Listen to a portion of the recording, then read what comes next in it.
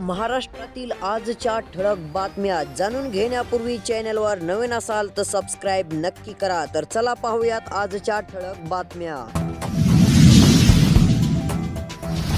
राज्यामध्ये तापमानात वाढ व राज्यात सध्या स्थितीला गारठा कायम। ओबीसींवर अन्याय नाही, देवेंद्र फडणवीस, तोडगा निघाल्यावर आनंद।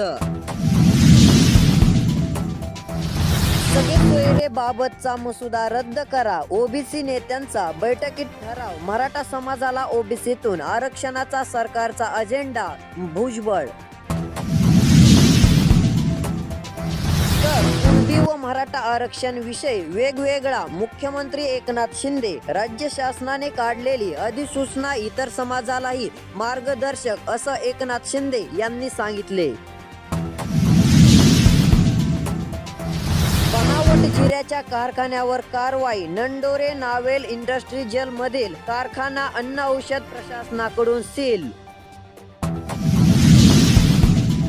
बोट चेप्या धोरणामुळेच मराठी माणसाला मुंबईत घर मिळेना, राज ठाकरे। मराठी शाळा बंद होत असल्याबद्दल खंत, हिंदी राष्ट्रभाषा नसल्याचा पुनरुच्चार।